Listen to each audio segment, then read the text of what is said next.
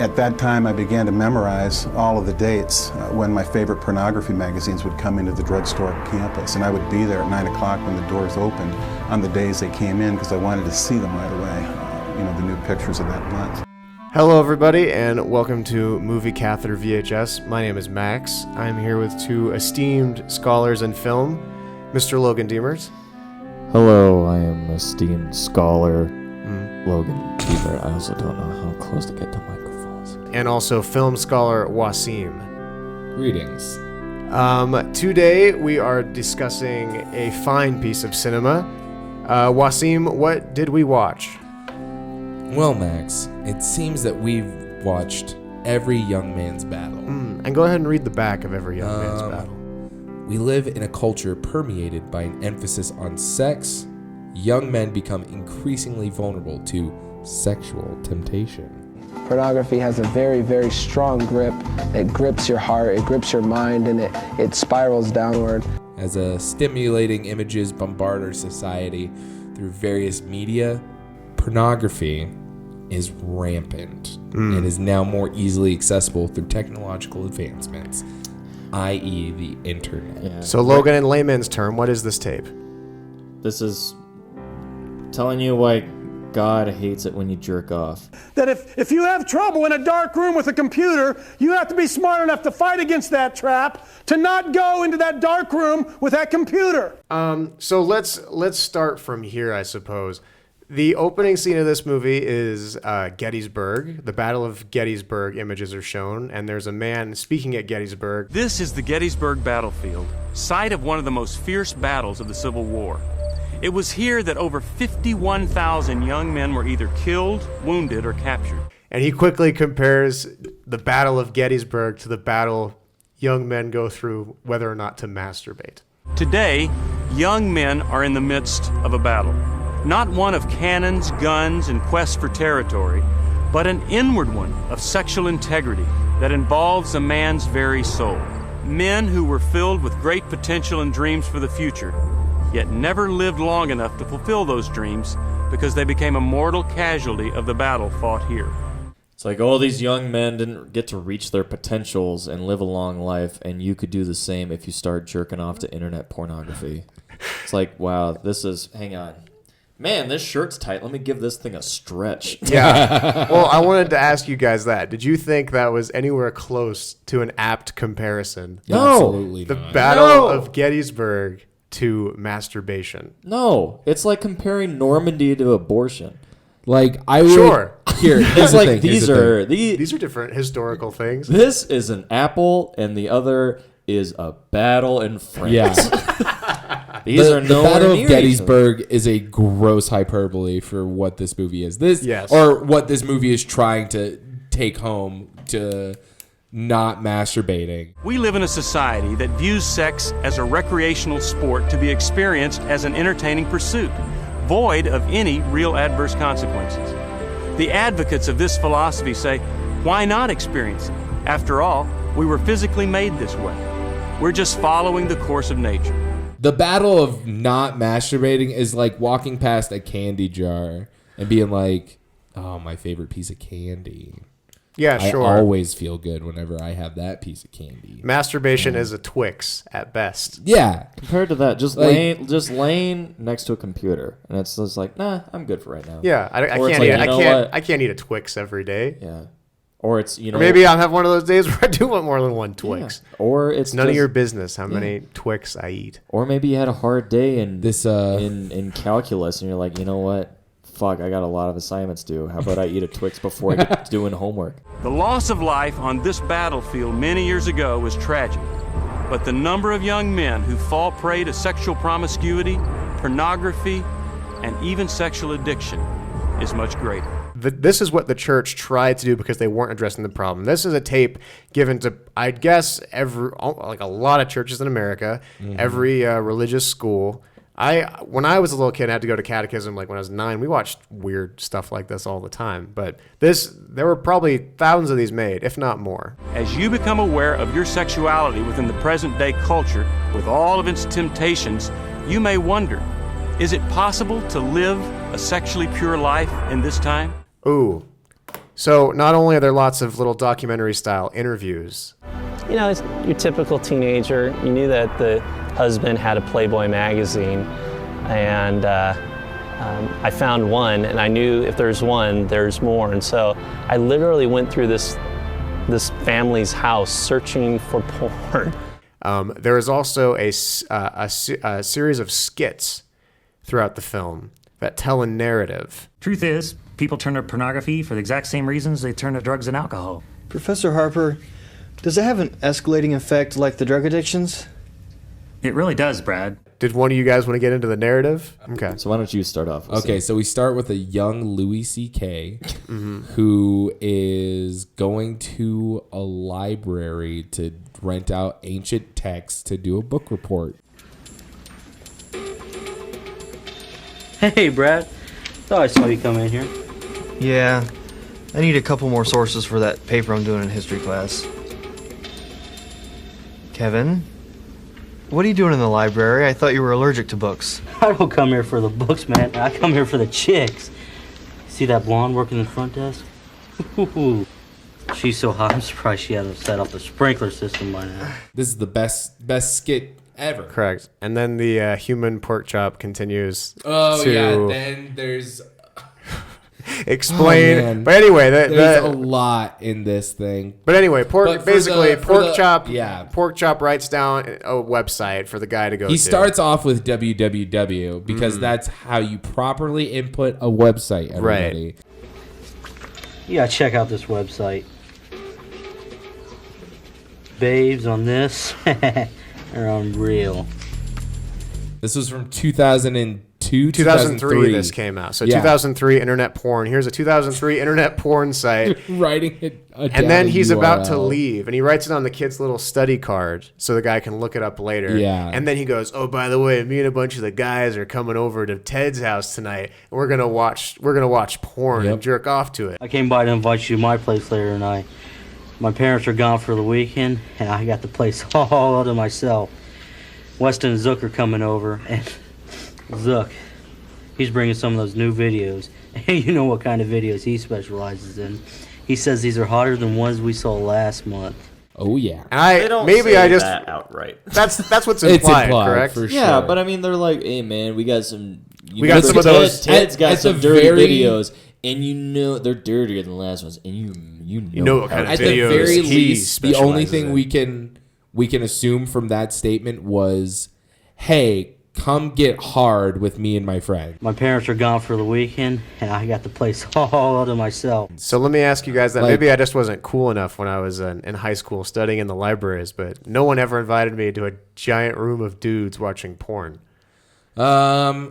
It usually stayed in small groups in my town. But it existed. It exists, yeah. Like it's one of those things that happens. You watch, but not doing anything friends. with it, just watching it. Yeah. You don't jerk off together. Interesting. You just watch it. Was it just me, or do you think that jerking off was quite heavily implied in this? And I got the place all to myself. Since that is what the issue of this tape is masturbation. Yeah, because it's an anti-masturbation tape, I think. It's implied, right? Yeah, like, we're gonna jerk off together with each other. That, though, is it just a group of 4 dudes just in a room, just all jerking off, staring at the TV, like don't look at your friend because that's gay?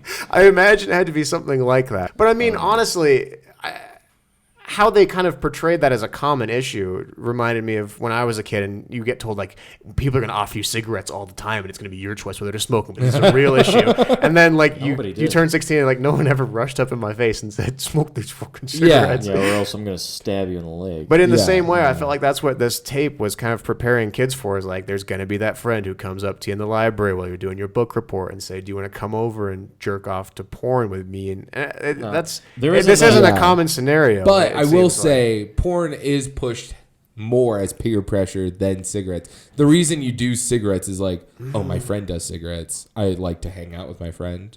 I'll smoke cigarettes. That's interesting. I guess I never really that's how cigarettes that get way. people.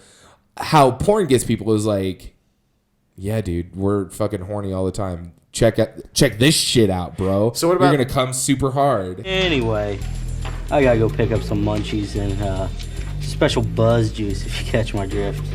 Right after I pay my respects to the front desk.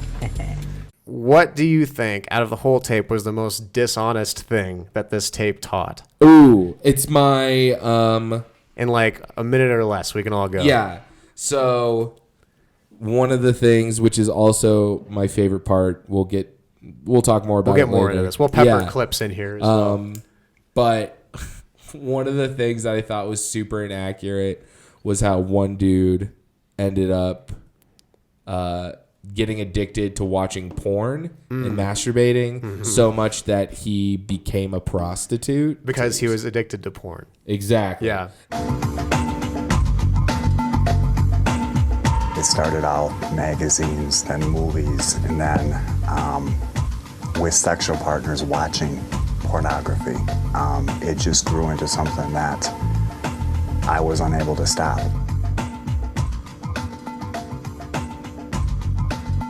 That's what I thought was super inaccurate, and I'll go into more why it's my favorite part later. Pathetic. Yeah. Logan, what would you think was the most dishonest part in this video? Probably they said that 60% of all porn or of all sites online are porn, and that's way too low of a number. Yeah. Well, in 2002, maybe we're not. gonna put the actual number right here. The most dishonest thing I think was also yours. Your desire for the pornography increases to a point that it becomes uncontrollable or unstoppable. And the decisions you make once involved with it, I mean, can ultimately change your entire life.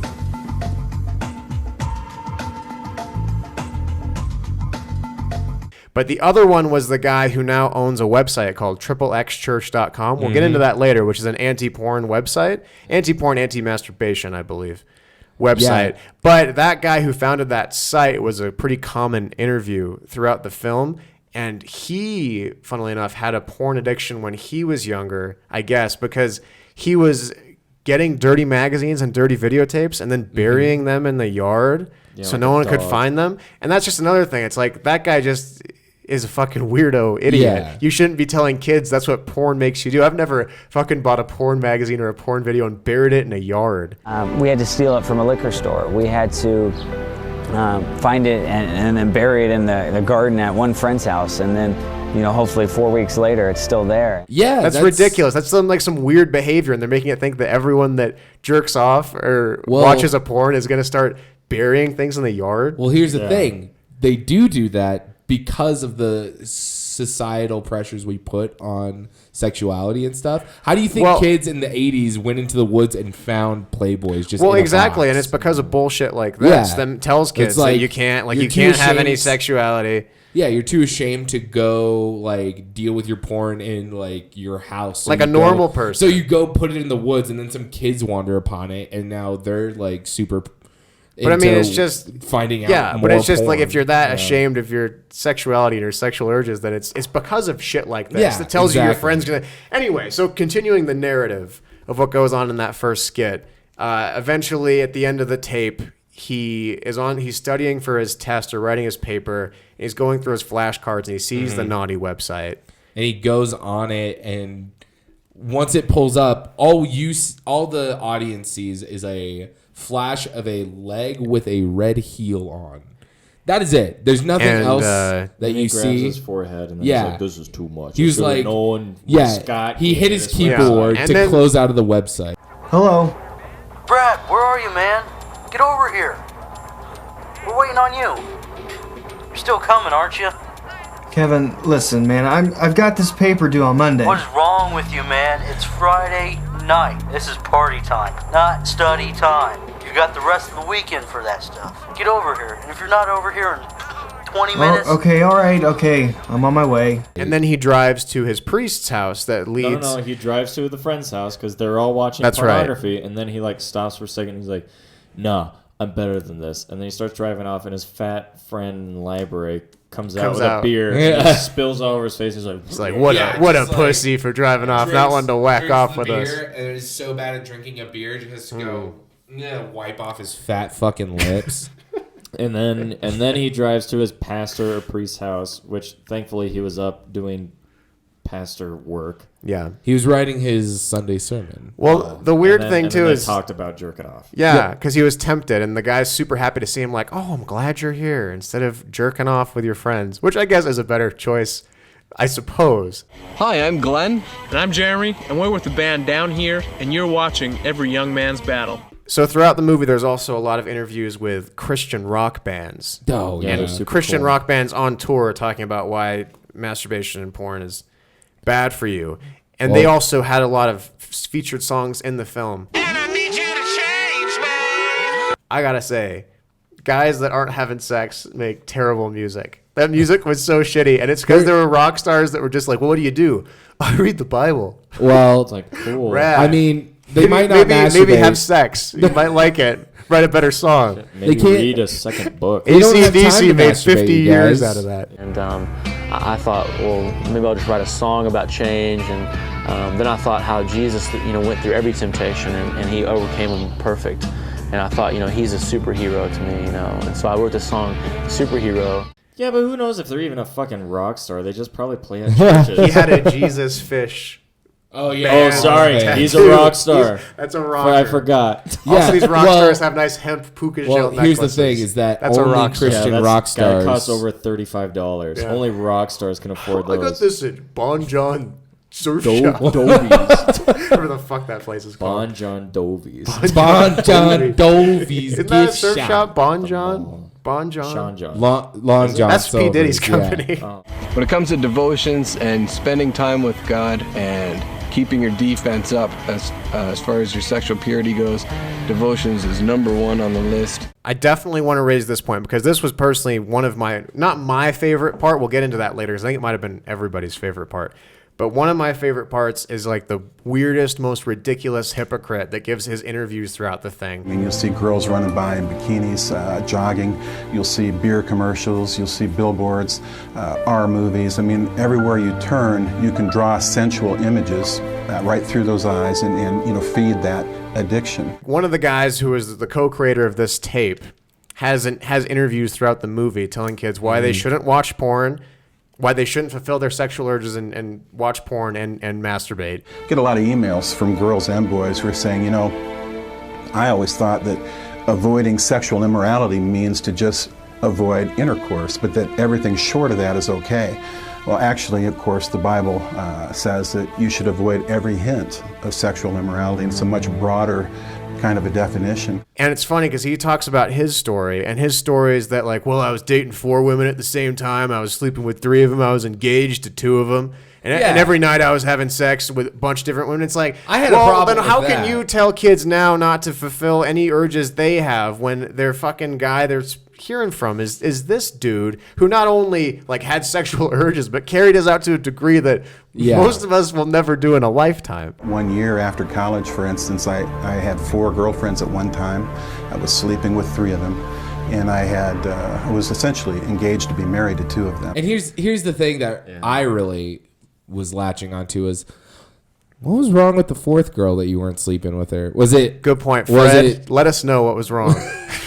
Probably, I don't know. She was probably Christian. He was probably the one that he got engaged to, because he's like, oh, now she'll give it up. Yeah, probably he was probably an asshole, and now he shouldn't really be giving his perspective. I don't feel like because he took his to an extreme degree. What do you think about that? Do you think he has any voice in this? Why should that guy? Why does he have any right to tell me I can't masturbate?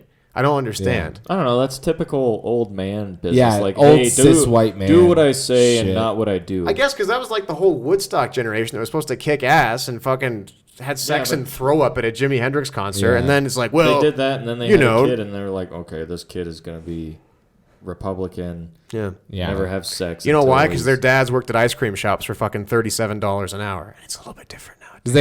Because the Dairy Queen salary is a little bit less. Now when they look back at their younger selves, they're like, "Oh no! Because I was doing all those stuff, I'm a terrible person. I can't pass this down. You can't have sex. You can't go to rock concerts. You can't do drugs. You can't do drugs." We look right into the camera and tell old people that they disappointed us. Baby boomers, you've disappointed me. Except for my mom. She's great. The Apostle Paul writes, "It is God's will that you should be sanctified, that you should avoid sexual immorality, that each of you should learn to control his own body in a way that is holy and honorable, not in a passionate lust like the heathen. God made you a sexual being and designed you to experience the full joy of sex within marriage. So on the back of the tape as well is a phone number where you can order additional tapes. Ooh. So I was curious It's if gotta be gone they're by now. still going to exist. You going to say they're not existing? Definitely not. Okay. This was what, 15? 2003. Yeah, 16 years ago. Waseem, do you think they're still around? Yeah. Yeah? Okay. I hope. I want to talk to him. I'll put it on speaker. Hell yeah. You can be my husband. It's really pissing him off. Thank you for calling the Guardian store. All lines are currently busy. Please leave your name and number, and your call will be returned within one business day. Guardian store. Are we gonna leave a voicemail? Yeah. Is there anything on there that says the Guardian? Guardian Studios. Okay. Yeah. They still exist. Well, all lines are busy. Is it just because we're out of their hours right now? Yeah, it's 5 o'clock. I'll leave a message. Hi there. I have your VHS tape, Every Young Man's Battle, and on the back it said I could order additional copies and that there's also a book.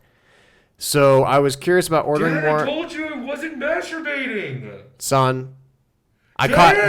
caught. Hang on. I caught you masturbating. We're gonna address this. I don't need the tape. Son, you need the tape. I remember. Okay, so sorry about this. We're having kind of a family meeting right now. I don't mean to put you in an awkward position, but I have this old VHS tape from you guys, Every Young Man's Battle, but the tape is broken, but I still got the cover. Dad, the chastity belt's enough. You don't need the tape. It's not chastity belt, son. It's an athletic cup, and you've been getting in the kicked. Well, you put a lock on the back. You've been kicked in the testicles a lot at school lately as well. So this is not just for your masturbation problem, and it's been a problem.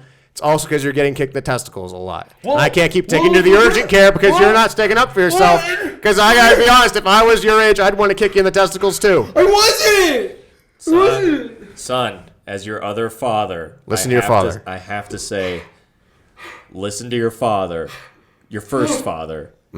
We're gay fathers to you. Our Syrian adopted Syrian child. Wear the cup.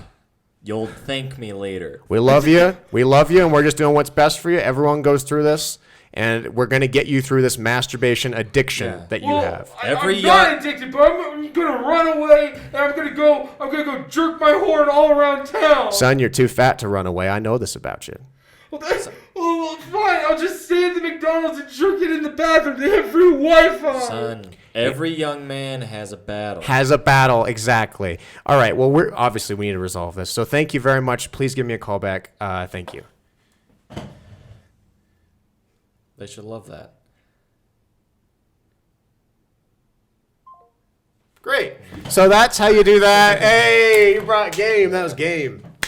Pornography has such a tight chain on you that the more you indulge in it, the tighter the chain gets, and the tighter that you'll end up doing things that you've never dreamed that you would do.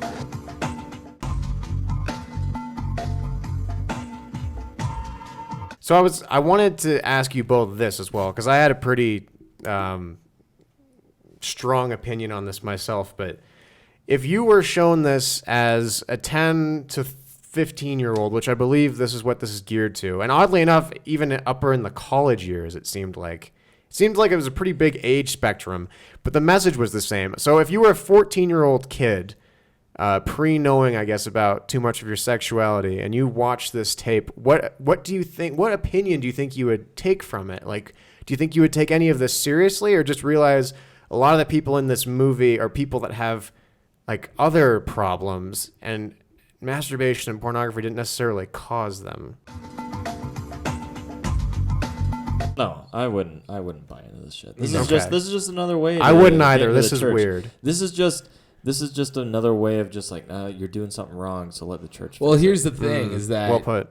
This is being shown to young men who have already masturbated, and at that point, you're hooked. Like, masturbation's great. You're not really stopping. There's a really sad moment in the movie where this 16, probably 16, 17-year-old kid who's in high school goes like, yeah, I saw a girl and I was really attracted to her and I had a sexual thought about her because she was a cheerleader And he's like being guilted, and his dad's flung a camera in his fucking face going, tell me about the time you had a sexual thought at school.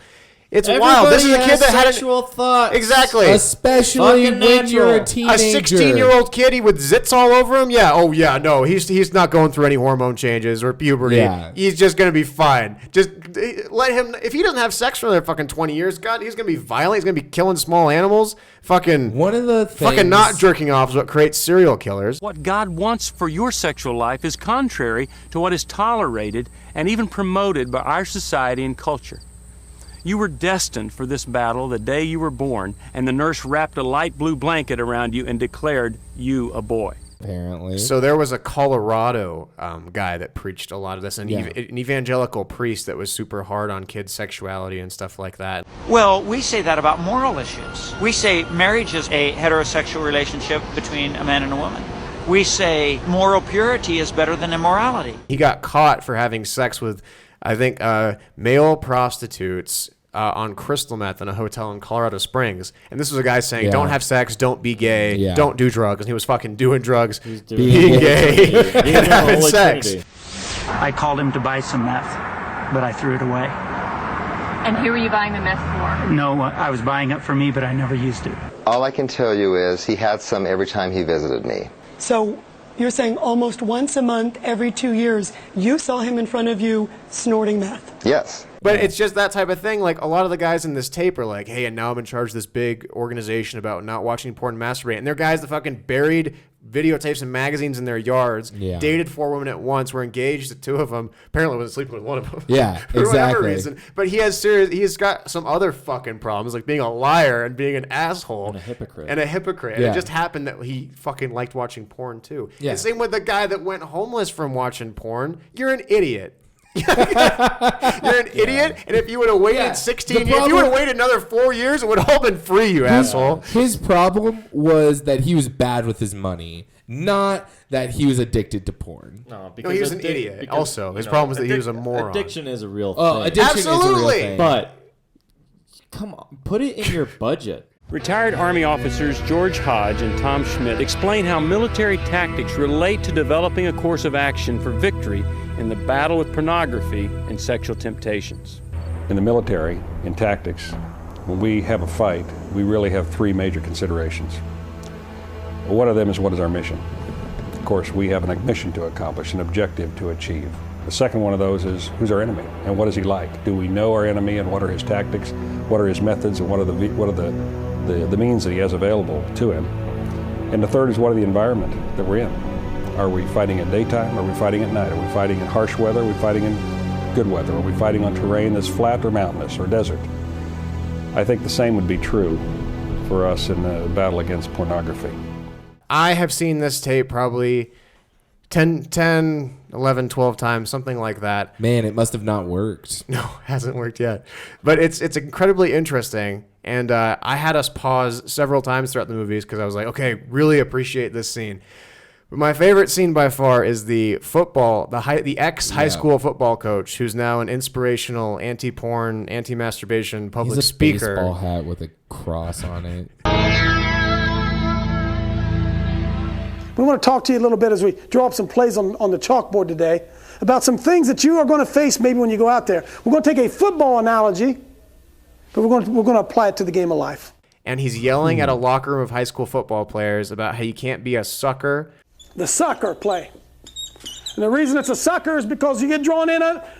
Do not be ignorant of Satan's devices. You get drawn in unawares. It happens to you, and you don't even know it's happening to you. And like chase women and have sexual thoughts and masturbate and watch porn. And he uses an offensive line metaphor for if you're a sucker or not. All young men partake in sports. We're going to start out with a good double team right here, the center and the guard. This is the guy that we want all the people watching to keep their eye on. He's all of a sudden not going to block him, but is going to slip down inside. And when he comes across the line, we're going to pull the guard from the back side, and he's going to come along and blast that guy and clear a hole for the running back to be able to run through. Well, so every young man who's fighting the battle will know exactly how to fight the battle, including me, somebody who's not into sports Well, at all. Waseem, now you know what an offensive line is. I was so confused by what he was saying that I was like, I'd rather be masturbating right now. Yeah, this tape does a bad job. Unfortunately, this wasn't getting me hard, so I was like, nah. fuck. I'll do it later. Yeah. Sometimes if it's too easy, it's too easy. Your antenna ought to go up. What's going wrong that this guy hasn't blocked me? It's the same as life. You have to be smart, guys. You have to understand that if you have trouble in a dark room with a computer, you have to be smart enough to fight against that trap, to not go into that dark room with that computer.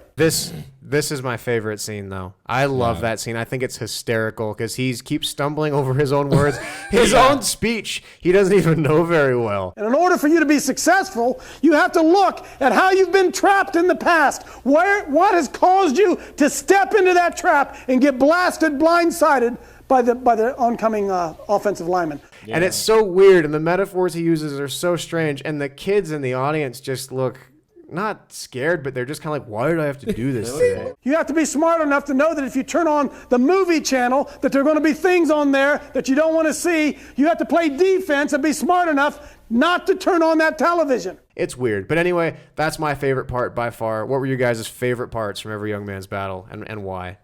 And we'll have a clip in between. So like, you say your favorite part, have a gap, and then explain why. It's probably either between like the football. You got to close down and resist the devil. Or just the one woman, who is, I don't remember her name, but she's just labeled as college student. Mm-hmm. And female. Yeah, and she's just like, pornography is bad and all this, and it's just like, how much did they have to pay you to say this? You do not look like you've seen a single pornography video in your life.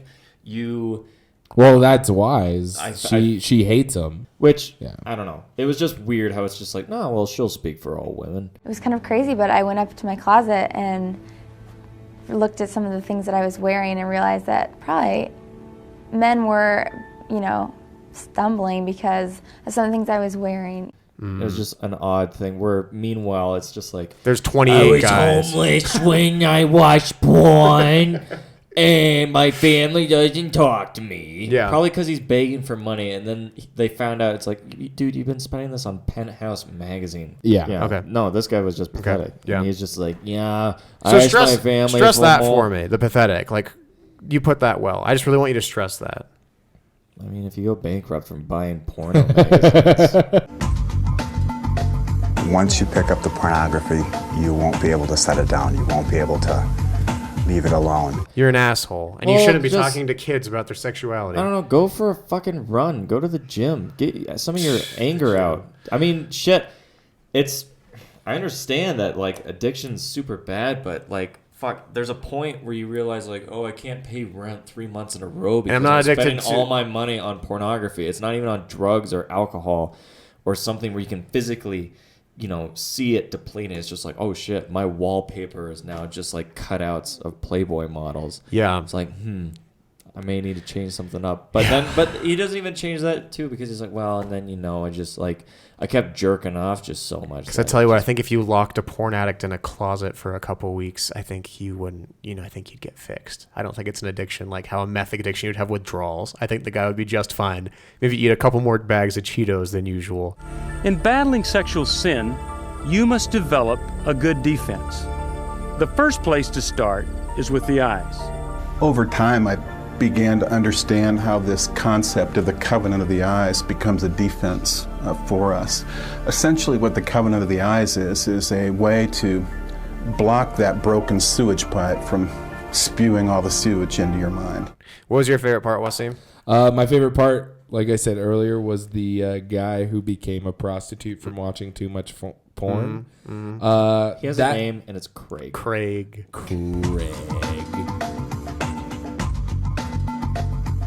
Yeah. That's my favorite part because I find it so absurd that you lose your life and have to become a prostitute for porn. Right now, I have no friends that I would want to call, and I have no family to call.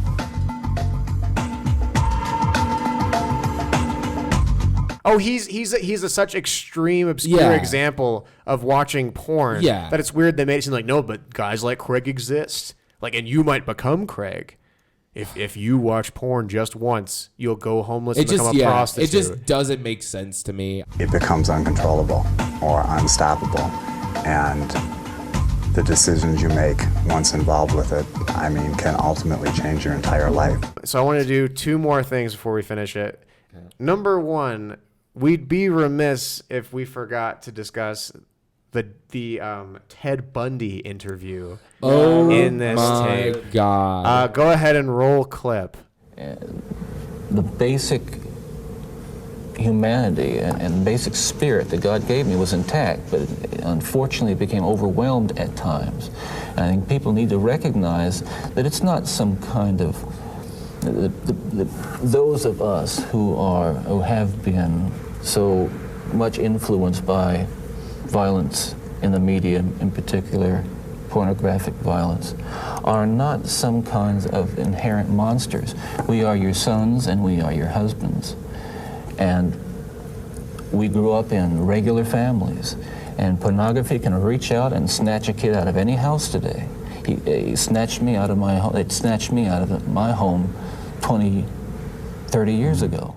So that, I think, is incredibly extreme. Ted Bundy, before his execution, talking about how it wasn't my fault I'm necessarily like this because the media and people dressing provocatively made me, and watching porn made me this way. It's so toxic to something in our society that really should be talked about. It's the opposite of progress. Yeah. It's like, oh, let me blame video games for my behavior. Let me blame for a school shooting. Yeah. Blame Marilyn Manson for Columbine. It's that same type of logic. But if you look at like these type of places, usually they're the same people that blame Marilyn Manson for Columbine. Some will be so brash to ask if we believe that all who hear Manson tomorrow night will go out and commit violent acts. The answer is no.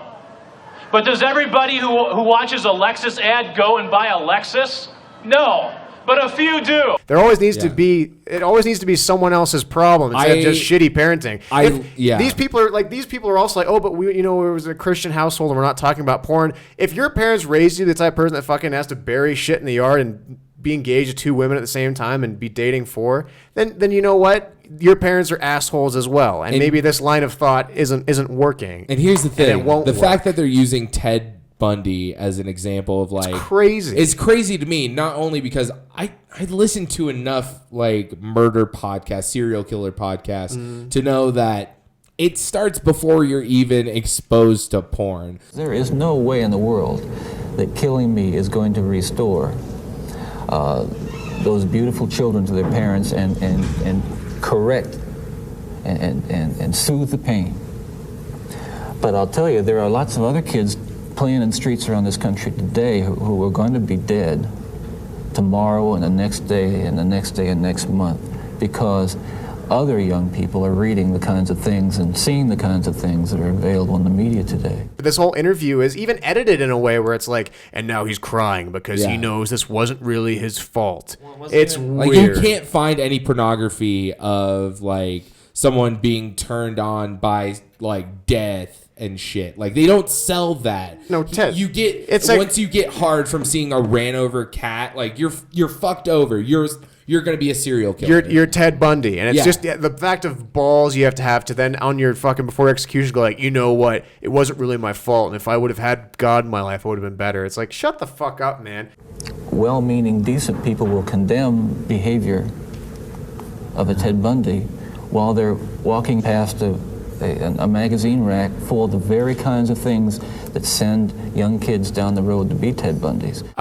One of the main interviews in this movie is from a guy that founds a website called XXX Church about like how porn is bad. I'm not sure if it focuses so much on masturbation is bad. I think last time I had checked their website, which was maybe like a year ago, it did have some of that. But what we're going to do is Waseem and I are going to scroll through the XXX Church website, and we saw that the homepage had a take the 30-day porn-free challenge, I believe. So you'll see some screen recording right now of us looking through that. Scroll down. So as featured on Good Morning America, Christianity Today. LA Let's Times. TEDx, CNN, BuzzFeed. Oh, we can meet. Okay, meet Craig and Jeanette. We started this website in 2002. Watch this video to sign. Okay.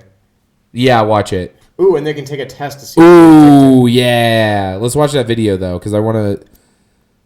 I still can't tell if that's the same dude with the spiky ass hair. It is. That's him. Hi, we're Craig and Jeanette Gross. Oh my God, it is. Hey, he looks way better. Two kids, I still feel like he doesn't have a sense in haircuts though. over the years because it's been around since we were in our 20s. Like, look, she's super disinterested. Maybe you're a parent like us, and you're wondering, hey, how do I protect my kids in this day and age? We're growing up with a generation who believes not recycling is a bigger issue than looking at porn. So there's a lot of work here. Wait. Holy shit.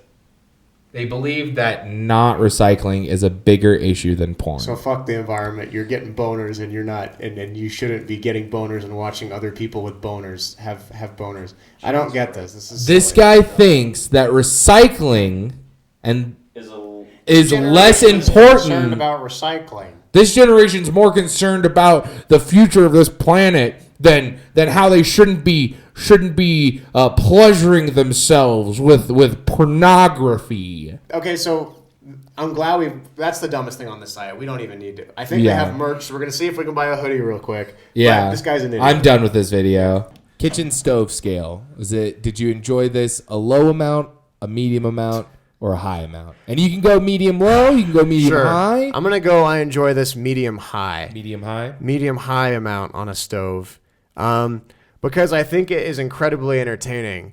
There were a couple laughs that we had throughout it, but mostly we were just like loudly like, "Oh my gosh, no way!" I've seen this 10 times, and this is still, "Oh my gosh, no way." So I appreciate that this shouldn't exist. And it does, and I like it because of that, but the message behind it is so fucking weird and backwards. Let me give you a battlefield analogy. What we've got representative here is a battalion task force in the defense. And the way they're set up is they're expecting the enemy's main attack to come over here on the west side of their zone.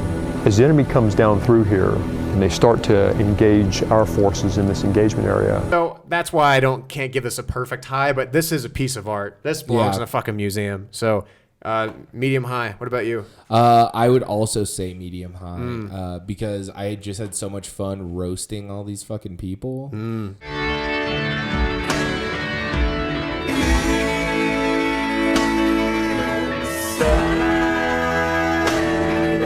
Anything else to say about this? Anybody? What was your rating for? Oh shit, we did. We just went. Yeah, sorry. Yeah. What's your rating, Logan?